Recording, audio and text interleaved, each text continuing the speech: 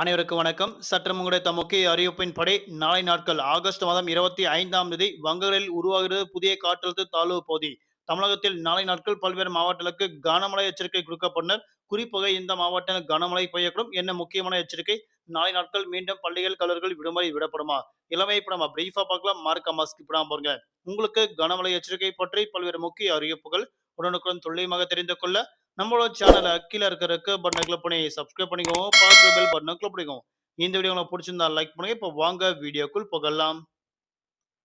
வடமேற்கு வங்காள விரிகுடாவில் அடுத்த 48 மணி நேரத்தில் குறைந்த காற்றழுத்த தாழ்வு பகுதி உருவாக உள்ளதாக அறிவிக்கப்பட்டனர். மேற்கு திசை காற்று வேக மாறுபாடு காரணமாக தமிழகத்தில் நாளை முதல் வரக்கூடிய ஆகஸ்ட் மாதம் 30ஆம் தேதி வரை கனமழை எச்சரிக்கை தற்போது சென்னை வானிலை ஆய்வு மையம் அறிவிக்கப்பட்டனர். அதேபோல் சென்னையில் இன்று குறிப்பிட்ட இடங்கள் வெளுத்து வாங்கிய கனமழை காரணமாக இயல்பு வாழ்க்கை முற்றிலும் பாதிக்கப்பட்டதாக அறிவிக்கப்பட்டனர். குறிப்பாக தமிழகத்தில் அடுத்த சில நாட்களுக்கு கனமழை எச்சரிக்கை கொடுக்கப்பட்டனர். குறிப்பாக அடுத்த 48 மணி நேரத்தில் ஒடிசா மற்றும் மேற்கு வங்காள கடற்கரையொட்டிய வடமேற்கு வங்கக்கடலில் குறைந்த காற்றழுத்த தாழ்வு பகுதி உருவாக உள்ளதாக அறிவிக்கப்பட்டனர்.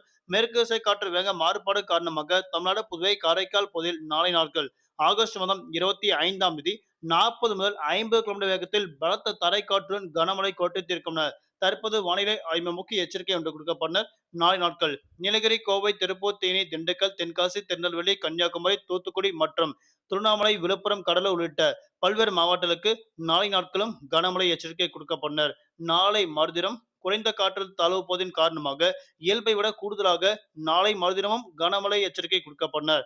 வரக்கூடிய ஆகஸ்ட் மாதம் 28 மற்றும் 29 ஆகிய தேதியில் குறைந்த மழையின் தாக்கம் இருக்கும் என தற்போது அறிவிக்கப்பட்டனர். தலைநகர் சென்னை பொறுத்தவரை வானம் ஓரளவு மேகமூட்டத்துடன் காணப்படும்.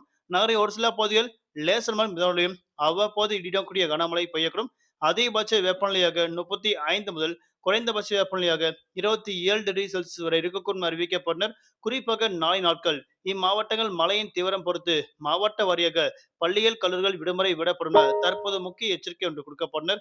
குறிப்பாக தமிழகத்தில் நாளை நாட்கள் மீனவர்களுக்கான எச்சரிக்கை.